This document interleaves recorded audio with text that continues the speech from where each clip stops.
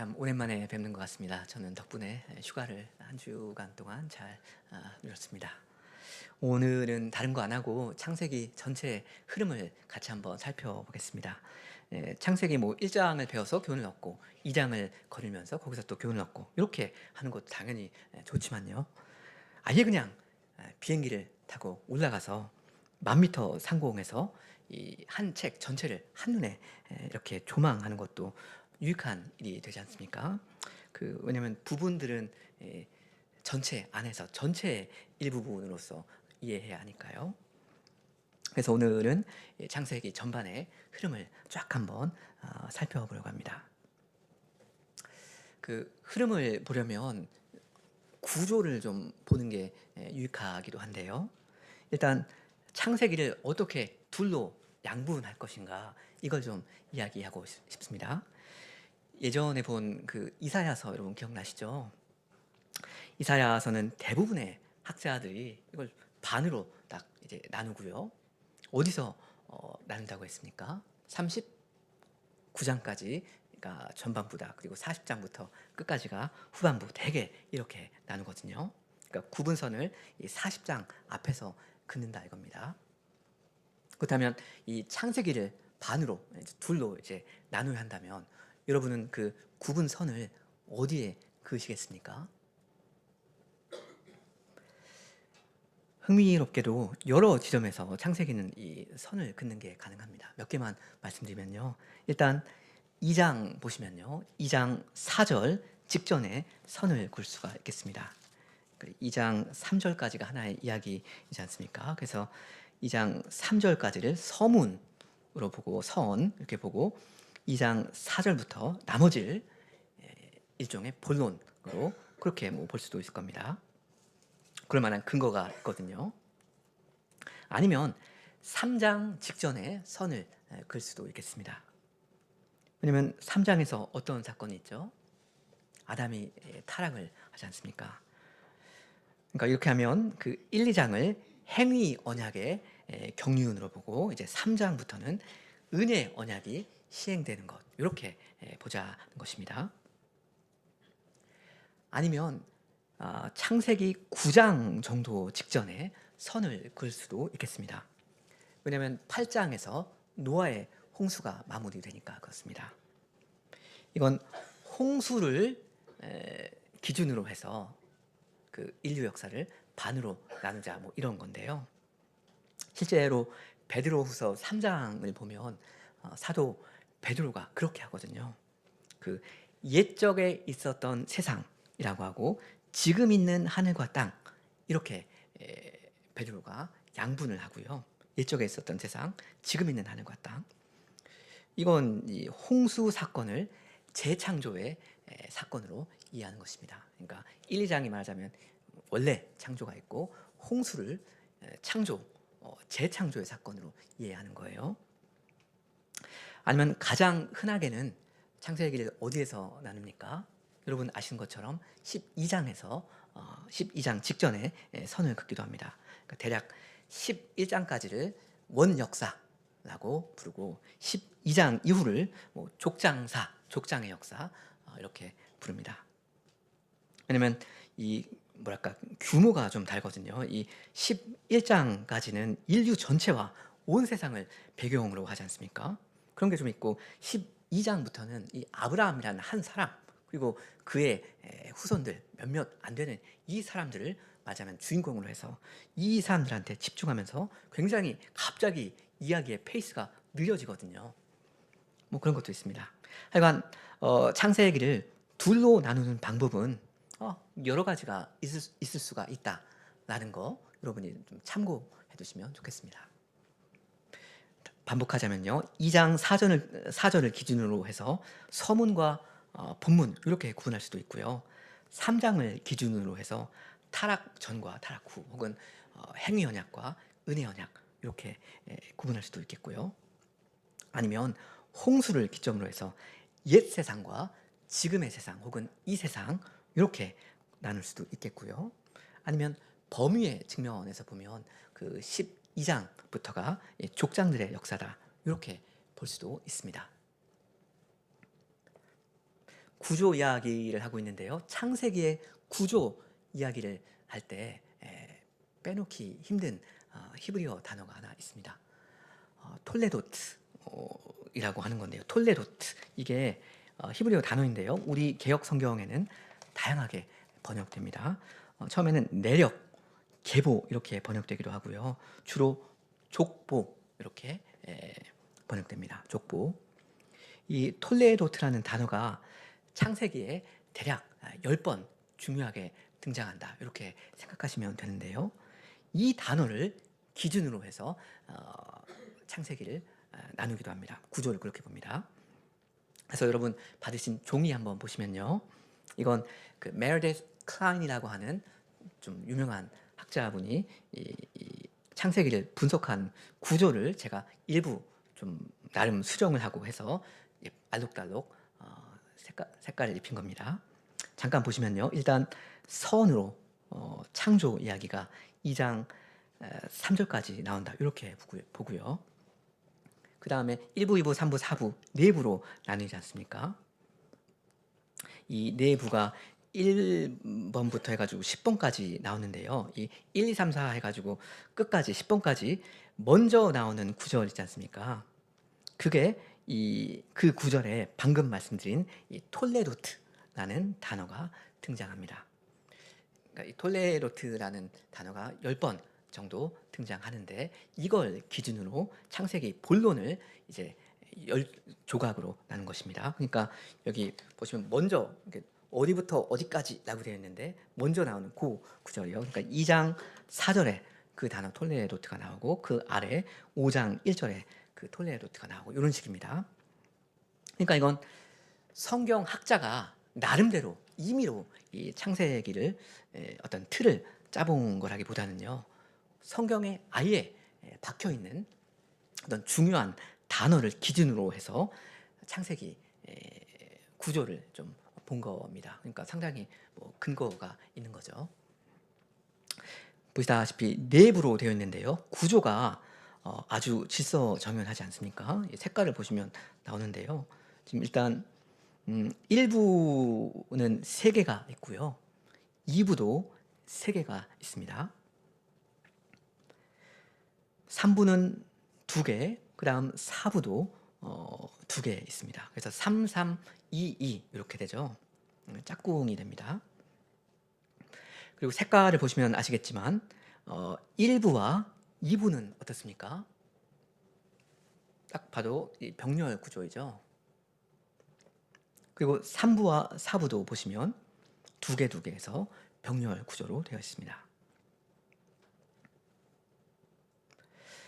이제 1번과 2번을 보시면요, 1, 2번에는 옛 세상이라는 말이 나오고요, 조금 밑으로 가셔서 4번과 5번에 보면 이 세상이라는 말이 나오는데요, 1, 2번은 옛 세상, 4, 5번은 이 세상이잖아요. 이건 노아 홍수를 기준으로 해서 세상 역사를 나누는 것입니다. 아까 베드로후서 이야기했잖아요.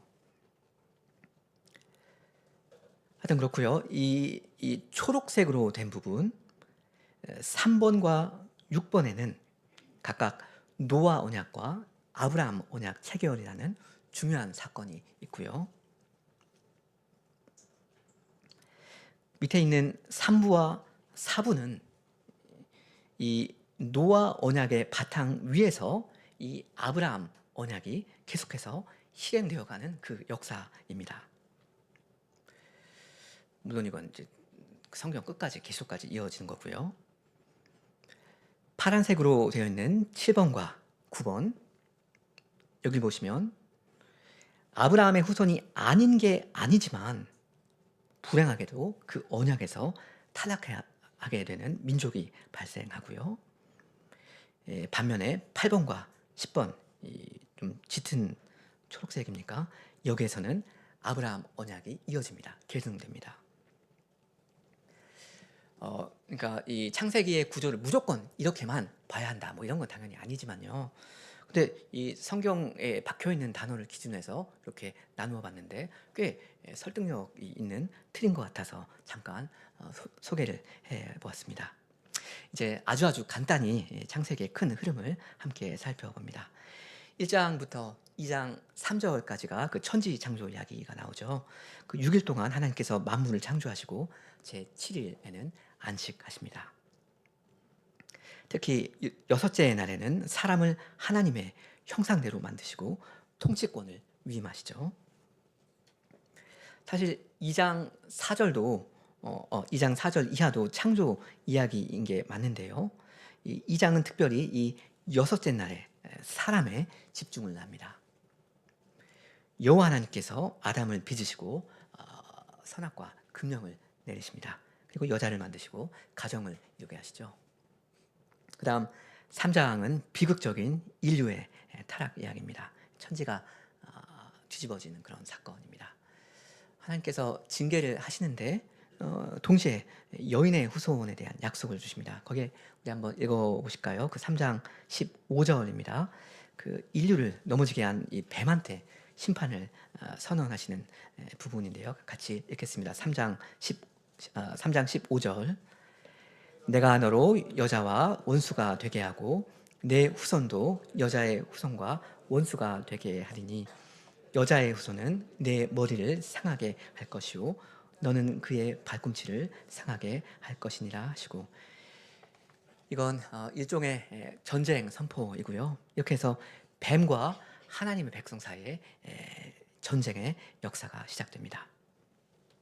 그 전쟁의 중심에는 물론 여자의 후손, 우리의 장군 예수님이 계시죠. 이분이 이 뱀의 머리에 치명상을 입히실 거라는 이 약속이 이제 이 남은 인류 역사를 끌고 갑니다. 이 약속을 믿고 이 약속에 순종하면서 살아가는 것, 이게 주류의 신앙입니다. 그리고 여호와 하나님이 에덴 동산에서 아담을 내쫓으시지 않습니까? 추방인데요. 이렇게 해서 하나님께서 자기 땅에서 어떤 사람들을 추방하시는 그러한 패턴이 계속 시작됩니다. 불신과 죄에 대한 하나님의 심판이 추방이라는 방식으로 이루어지는 겁니다. 그러니까 하나님의 땅이 있고 하나님의 땅이 아닌 그 외부 영역이 있죠. 하여튼 그래서 나중에는 가인이지 않습니까? 가인이 이 땅에서 피하며 유리하는 자가 되고요. 그리고 바벨塔을 지은 그 인류도 강제 해산을 당하지 않습니까? 뭐 하갈, 이스마엘, 후에는 에서 이런 사람들도 아브라함의 집에서 쫓겨나고 뭐 이런 일이 이제 반복됩니다. 사람이 살 수 있는 길은 생명의 주인이신 하나님과 함께 같이 사는 길밖에 없는데요. 에덴 동산의 생명나무가 그걸 상징하지 않습니까? 근데 사람이 거룩하신 분께 죄를 범하면 쫓겨납니다. 주께서 선물로 주신 땅이 이 언약의 복의 핵심인데요. 여기 사람이 자기 마음대로 살겠다고 고집을 부리면 그 언약의 땅에서 쫓겨나는 겁니다. 언약의 복을 누리지 못하게 됩니다. 다만 그렇다고 해서 한 번 일단 쫓겨나면 영영이 절대 돌아오지 못한다, 이런 건 또 아닙니다. 그걸 사실은 이 성경 전체가 보여줍니다.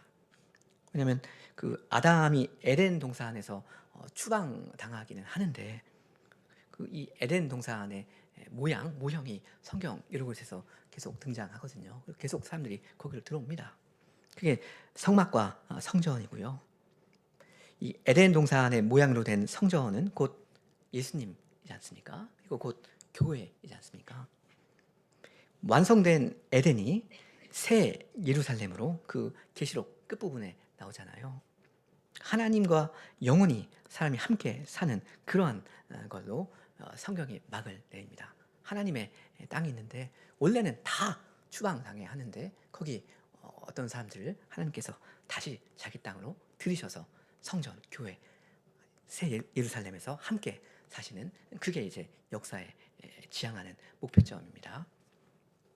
다시 창세기로 돌아오면요, 4장에는 가인과 아벨 이야기가 나옵니다. 악인이 의인을 죽이죠. 그래서 죄를 지은 가인을 주께서 추방하시되 어느 만큼의 자비를 베풀기도 하십니다. 4장 16절에 보면 가인이 여호와 앞을 떠나서 에덴 동쪽 놋 땅에 거주하더니 아내와 동침함에 그가 임신하여 에녹을 낳은지라. 가인이 성을 쌓고 도시여 그의 아들의 이름으로 성을 이름하여 에녹이라 하니라 하지 않습니까? 가인이 쌓는 이 도성이 아까 드린 창세기의 구조 1번에 나오는 그 도성입니다. 그 옛 세상의 인류의 도성 이 부분이요. 여기서 이제 가인이 추방당한 가인이 그 이제 도성을 만들었다 이거고요. 그러니까 이건 하나님의 자비 혹은 오래 참으심이라고 할 수 있겠고요. 소위 일반 은총이라고 볼 수도 있겠습니다. 이 단칼에 범죄한 사람을 처리하지 않으시는 거예요. 그렇게 당장 사형에 붙이시는 그런 일을 안 하시는 때도 상당히 있습니다. 그리고 죽이지 않으시는 것만이 아니라 살도록 해주십니다. 그 마태복음 5장 45절 말씀처럼 하나님이 그 해를 악인과 선인에게 비주시며 비를 의로운 자와 불의한 자에게 내려주신다 하지 않습니까? 그러니까 한동안 먹고 살 수 있도록 허락해 주십니다. 그러니까 하나님의 백성이 아닌 사람들도 나름의 사회를 이루어 갈 수 있는 그런 기반이 마련되는 거죠. 창세기 4장 20절 보면 20절 아단은 야발을 낳았으니 그는 장막에 거주하며 가축을 치는 자의 조상이 되었고 그의 아우의 이름은 유발이니 그는 수금과 퉁소를 잡는 모든 자의 조상이 되었으며 실라는 두발가인을 낳았으니 그는 구리와 쇠로 여러 가지 기구를 만드는 자라고 하니까요. 그러니까 농사도 짓고 뭐 음악과 문화 이런 것도 일구어가고 또 여러 가지 뭐 기술 발전도 이루어내는데요. 하나님의 허락하에 비를 내려주시고 뭐 이런 것 덕분에 이런 일이 있는데요. 그 모든 문명과 성장과 번영의 결론이 뭐냐면 그 밑에 나옵니다.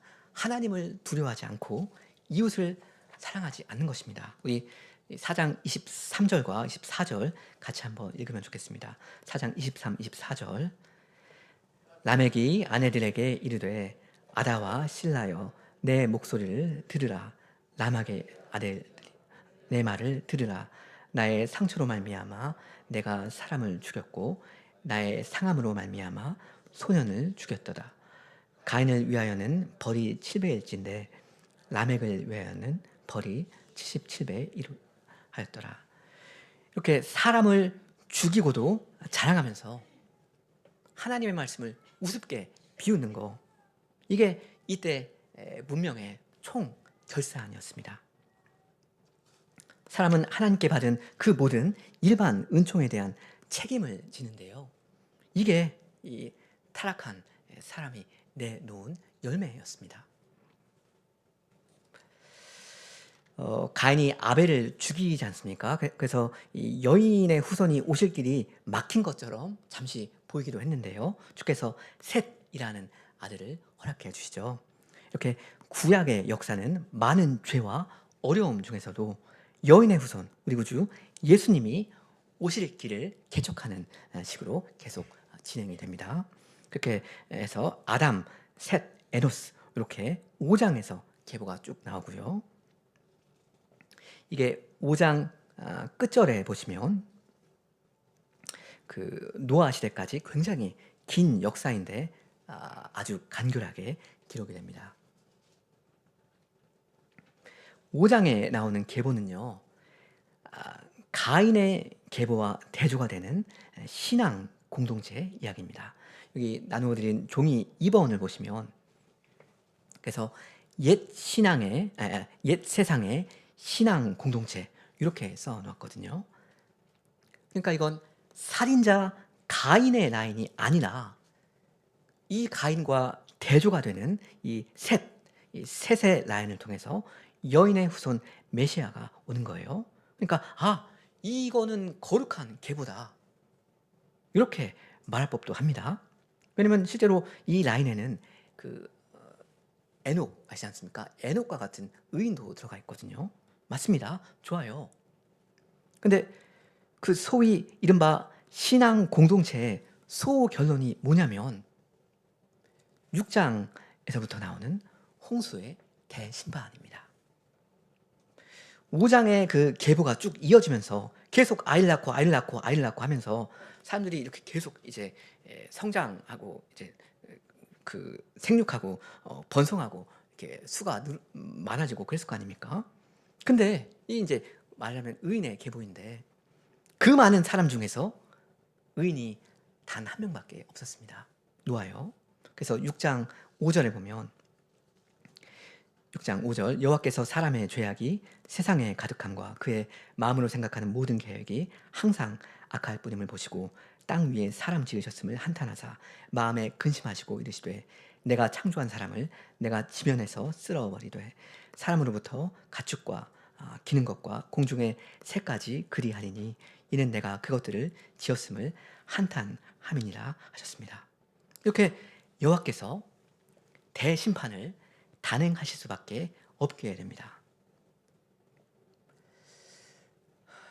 나중에 또 말씀드리겠지만 이 책 창세기에는요 여러 가지 씨앗들이 심겨 있거든요. 이제 나중에 보면 그 성경 전체에서 두고두고 이렇게 발화하고 자라나게 될 그런 씨앗들이 이 창세기에 많이 있단 말입니다. 주제들이요. 근데 노아 때의 이 심판이 그런 것 중에 하나입니다. 이 악한 세상을 주께서 어떻게 심판하시는가? 그렇게 그리고 또 어떻게 심판하실 것인가?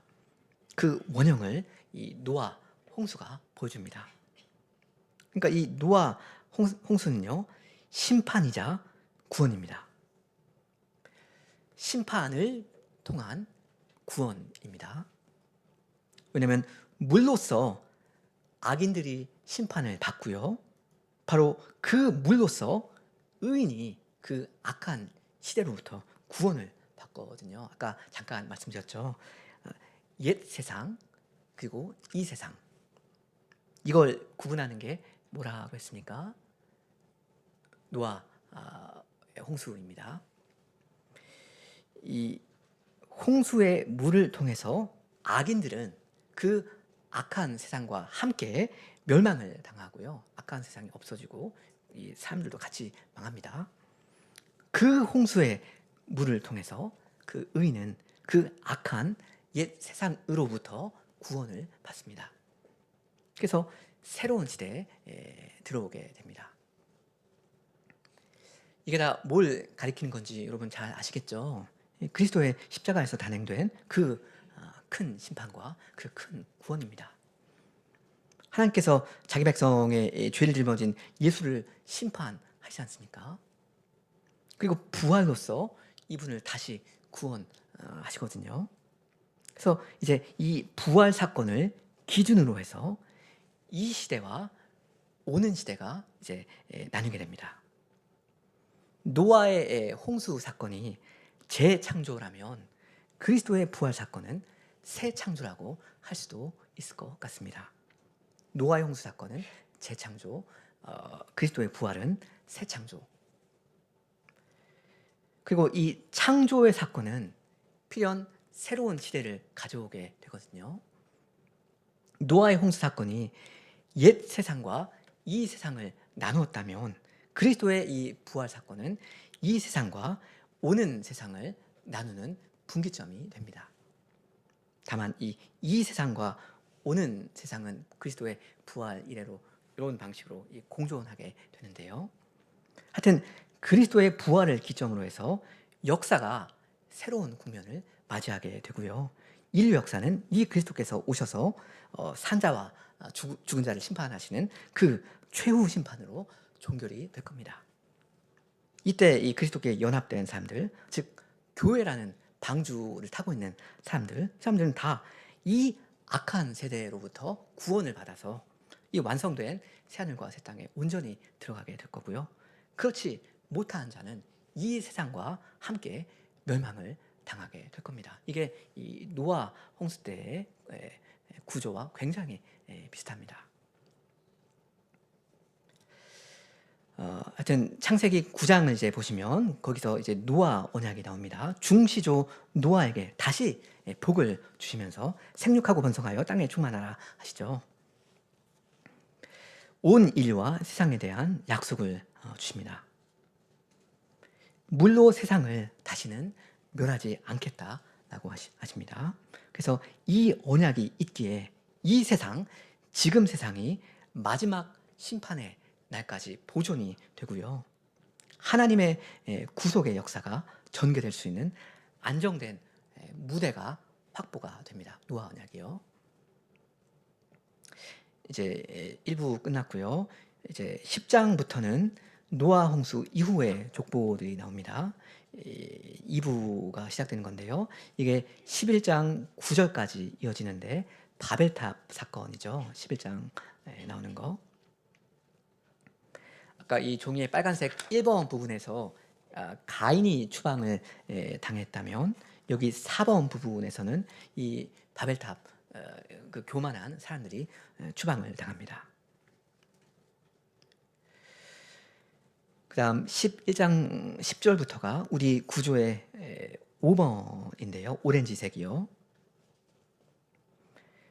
그 11장 10절부터 이제 셈의 족보는 이러하니라 하면서 쭉 이름이 나오지 않습니까?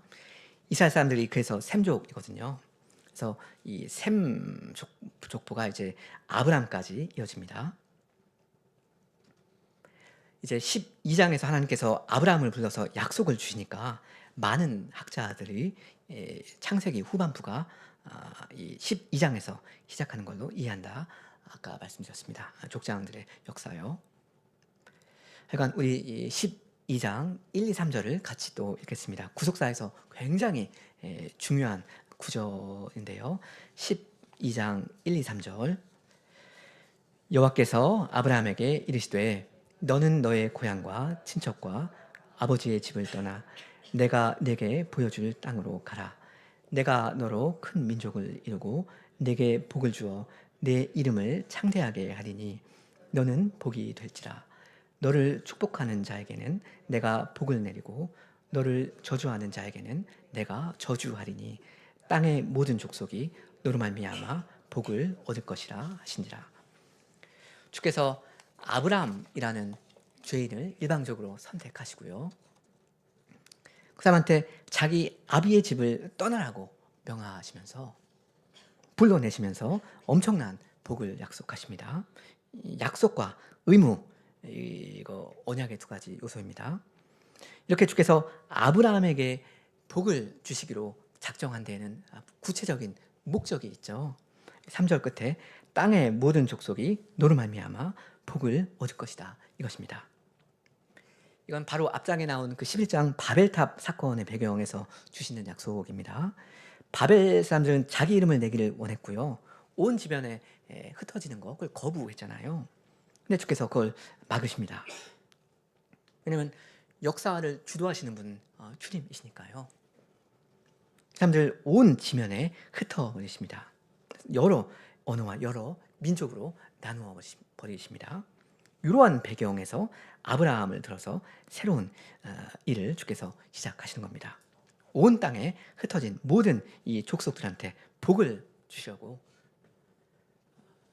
결국 구원하시려고 자기 백성 삼아 주시려고 그러려고 이 아브라함에게 복을 주시는 거예요. 그래서 아브라함을 이제 약속의 땅으로 부르시고요. 그 약속을 주겠다 약속하십니다. 근데 여러분 잘 아시는 것처럼 여러 가지 우여곡절이 있죠. 하나님의 언약이 순리대로 말하자면 자연의 원리대로 사람의 지혜대로 그렇게 이루어지는 걸 하나님은 정말 원치 않으시는 것 같습니다. 이건 너희들이 이뤄낸 일이 아니다. 내가 경영한 그 나의 일이다. 이런 거를 증명해 주십니다. 그래서 보면 사실 제대로 되는 일이 별로 없는 것처럼 보이지 않습니까? 약속의 땅인데 거기에 기근이 들어버려요. 그래서 12장부터 애굽이라는 땅이 중요하게 등장하고요. 애굽으로 이제 왔다 갔다 하는 일이 이제 계속 이어집니다. 하여간 아브라함이 믿음이 부족해서 자기 아내에 관련해서 이제 꼼수를 부리는 그런 일이 있고요. 하여튼 여러 가지 사건이 발생하는데 하나님께서는 아브라함을 자기 것으로 계속해서 챙기십니다. 이렇게 믿음이 부족한 사람을 끝까지 끌고 가시죠. 물론 이건 사실 성경 전체의 이야기입니다. 우리의 이야기이기도 하고요. 오해는 없으시면 좋겠습니다. 주께서 믿음이 부족한 사람을 끝까지 끌고 가신다는 말을, 그러니까 믿음이 없거나 부족해도 전혀 상관이 없다는 말이구나. 어차피 주께서 다 알아서 해주실 거니까 난 가만히 있으면 되는가 보다. 이런 말로 오해하시면 안 됩니다. 주께서 믿음 없는 자에게 믿음을 주시지 않습니까? 그렇기 때문에 우리는 믿음을 발휘해야 하거든요. 주께서 믿음이 부족한 사람을 끝까지 끌고 가신다는 말은 주께서 그의 연약한 믿음을 끝까지 붙들어 주시고 그런 믿음을 장성케 하심으로써 그런 방식으로 이 사람을 인도해 가신다. 그런 말로 이해하셔야 합니다. 하나님을 그 말씀을 듣지 않기로, 믿지 않기로 작정한 사람을 그래도 하나님이 질질 그냥 막 끌고 가시는 법은 없거든요. 그 사람은 하나님의 언약에서 탈락하는 겁니다. 그러니까 나에게 겨자씨만한 믿음이라도 있다면 그것은 하나님께서 나에게 주신 선물이요 자산이요 나의 전 재산인 것으로 알고 그 믿음으로 한 걸음이라도 전진해야 합니다. 그게 생명의 길입니다. 주께서 나에게 주신 것에 대해서 나는 책임을 지거든요. 그러니까 믿음을 발휘해야 합니다. 믿음의 증거를 주님 앞에 내놓아야 합니다. 그걸 아브라함의 생애에서 우리가 본단 말입니다. 지난 주일에 존경하는 강상수 목사님께서 아브라함 이야기 잘 말씀 전해주셨죠. 이삭을 번제로 바치라 하는 그 명령에 복종하는 방식으로 아브라함은 자기의 이 장성한 믿음을 증시하고요. 또 막벨라 굴을 기어이 어떻게든 사는 방식으로 하나님의 주신 약속에 대한 믿음을 너무나도 아름답게 표현한단 말입니다. 이런 믿음을 우리가 본받으면 됩니다. 하여튼 우리 믿음의 조상 아브라함 이야기가 25장까지 나오고요. 이제 보시면 23부입니다. 25장 12절부터는 이스마엘의 족보가 짧게 기록되어 있습니다. 창세기의 구조 3부 시작되는 겁니다. 파란색으로 된 7번이죠. 아브라함의 언약에서 배제된 이스마엘. 그 다음 밑에 줄에 25장 19절부터는 이삭의 족보입니다. 이삭은 아브라함이나 야곱보다는 훨씬 덜 전면에 나오는 편이죠. 하여간 이 종이 8번 부분이 이 이삭에게서 나온 자식들 이야기가 주로 됩니다. 이삭에게서 에서와 야곱이 나오게 되죠. 그러고 보니까 아브람부터 요셉까지 창세기의 주요 인물들은 다 우리말 이응으로 시작합니다. 여러분 그거 아셨습니까? 아브람, 이삭, 야곱, 그 다음에 요셉과 유다가 다 이응으로 시작하고요. 언약에서 탈락한 이스마엘과 에서도 마찬가지입니다. 다 이응으로 시작해요. 왜 그럴까? 저의 근거 없는 논리에 따르면 이 언약이라는 단어가 이응과 이응으로 언약으로 되어 있기 때문에 그런 게 아닌가 제 통찰입니다. 언약의 두 가지 부분 무엇입니까? 약속과 의무 또한 이응으로 시작하지 않습니까? 굉장히 논리적이죠. 하여튼 흥미롭습니다. 신기합니다. 아무튼 그렇고요. 이 에서와 야곱이 출생하기 전부터 주께서 이제 어미 될 사람한테 예언을 하지 않습니까? 큰 자가 어린 자를 섬길 거라고요. 하여튼 이런 일들을 통해서 언약의 복이 인간의 어떤 조건이나 행실이나 어떤 서열에 달려있지 않다 하는 걸 계속해서 교훈해 주시죠. 주께서 주권적으로 일방적으로 은혜를 베푸신다 이겁니다. 그래서 이렇게 하나님께서 자기 백성을 택하시고 끌고 가는 모습이 창세기의 줄거리입니다. 아브라함에게 주신 언약이 이스마엘이 아닌 이삭에게 계승되고요. 그 다음에는 에서가 아닌 야곱에게로 계승됩니다. 이렇게 해서 계속 이렇게 갈라지는 게 있죠.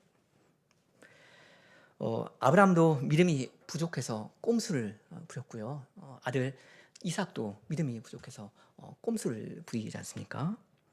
자기 아내를 자기 누이라고 뭐 부르고 그런단 말입니다. 근데 야곱은 더 심합니다.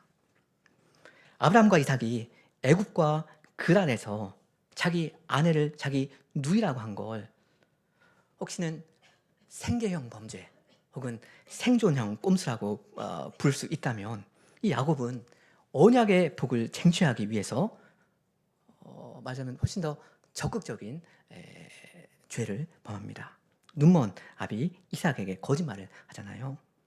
언약의 복을 사모하는 건 참 좋은데 그걸 받으려는 방식이 굉장히 악합니다.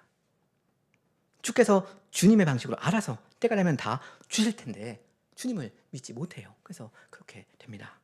그래서 주님께서 이 야곱이라는 사람을 아주 혹독한 훈련소에 입소시키죠. 바담 아람으로 도망을 가게 하지 않습니까? 이것도 일종의 추방이라고 할 수 있을 텐데요. 왜냐하면 그 약속의 땅에서 이제 떠나가는 거니까요. 근데 그런 와중에도 이 야곱과는 주님께서 동행을 해주시죠. 가는 길, 오는 길. 그리고 이 함께 이제 약속의 땅으로 기어코 돌아와 주신다 말입니다. 아까 제가 말씀드렸지 않습니까? 한 번 추방되면 영영이 돌아올 길이 없다, 이런 건 아니라고 했습니다. 야곱은 비록 죄인이었지만 하나님의 약속이 이 사람한테는 있었거든요.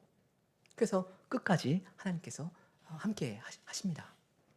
그래서 그 라반 아래서 죽도록 고생하게 만드신 그러한 과정을 통해서 이 사람을 단련시켜 가시죠. 자기 죄를 생각하고 직면하게 만드십니다. 이렇게 해서 이 야곱은 험악한 세월을 보내면서 믿음의 장성을 보게 됩니다. 어른이 되어갑니다.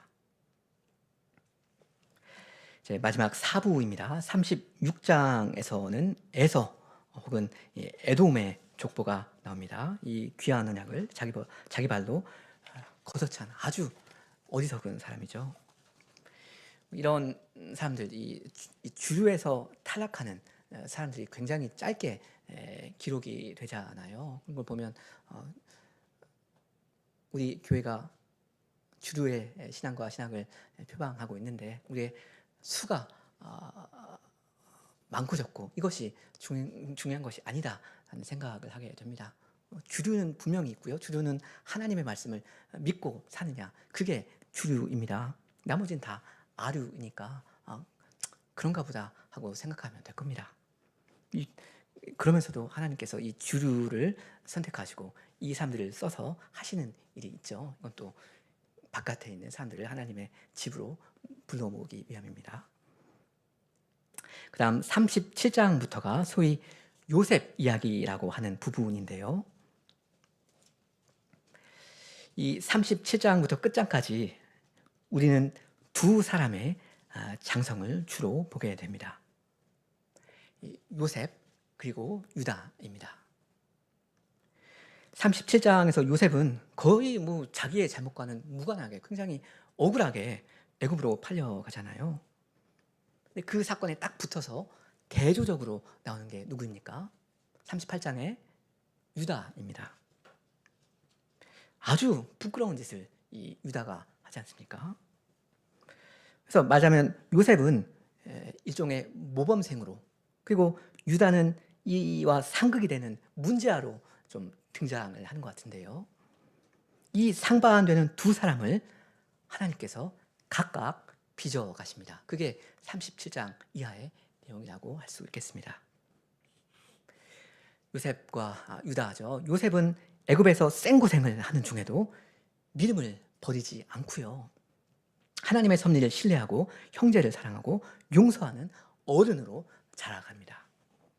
그 창세기 끝에 요셉이 그렇게 형들한테 고백을 하잖아요. 당신들은 나에게 악을 의도하였지만 하나님은 그것을 선으로 의도하셨다. 그래서 오늘과 같이 많은 백성의 생명을 구원하게 하시려 하셨다. 이럽니다. 요셉은 뒤끝이 없어요. 요셉은 늘 하나님만을 믿고 버틴 겁니다. 얼마나 장성한 믿음이에요. 그리고 유다 이야기도 만만치 않게 너무나도 아름답고 극적입니다. 유다는 더 극적이라고 할 수 있을 것 같은데요. 동생 베냐민을 위해서 자기 목숨을 담보로 내놓잖아요. 자기를 희생할 마음이 처음에는 얼마나 악한 사람이었는데 이 사람 안에 이렇게 피어나게 된 겁니다. 그래서 주께서 이것을 귀하게 보시고 이제 유다의 라인에서 이 메시아 여인의 후손이 나올 거다라고 이제 말씀하시죠. 이렇게 해서 이 요셉과 유다입니다. 이 요셉이 이 언약 가문을 외적으로 보존하는 그런 일에 쓰임을 받는다면 유다는 언약 가문을 영적으로 계승하는 일에 쓰임을 받는다. 이렇게 생각할 수도 있을 것 같습니다. 하여튼 이 흉년이라고 하는 여러 가지 큰 환란의 배경에서 이렇게 서로를 위해서 자기를 희생할 줄 아는 그러한 언약의 공동체를 하나님께서 빚어가시는 그런 모습이 이제 창세기 후반부에 나옵니다. 믿음과 희생을 통해서 하나님께서 자기 백성을 구원해 가신다. 이걸 주께서 보여주시는 거고요. 이건 물론 예수님 그리고 신약의 교회를 가리키는 것입니다. 그 마지막 절 보시면 이제 창세기가 요셉의 뼈가 애굽에 입건되는 장면으로 막을 내는데요. 이 뼈가 얼마나 추한 것입니까? 그것도 이 약속의 땅이 아닌 이 애굽 땅에 이게 입건되니까요. 얼마나 한편으로는 암울합니까? 근데 하나님의 약속, 언약이 살아 있기에 사실은 창세기는 굉장히 소망 가득하게 끝나는 겁니다. 애굽에 입간이 된다. 이게 이야기의 끝이 아니잖아요.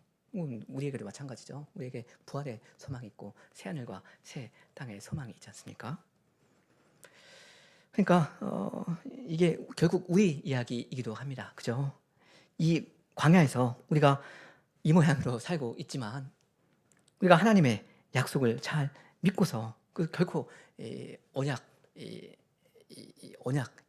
틀 안에서 탈락하지 않고 이렇게 주님의 인도를 잘 받으면 우리한테는 창세기 시대의 사람들이 상상하지 못했던 엄청난 큰 소망이 있습니다. 이것을 믿고 우리는 갑니다. 오늘 이만큼 하고 다음 시간에는 창세기 1장 1절부터 조금씩 함께 말씀을 듣도록 하겠습니다. 하늘과 땅이 1절에 나오는데 이거에 대해서 좀 같이 생각해 볼까 고민을 좀 하고 있는데요. 오늘은 이만큼 하겠습니다. 각자 기도하는 시간 가지시고 우리 임채동 장로님께서 기도해 주시겠습니다.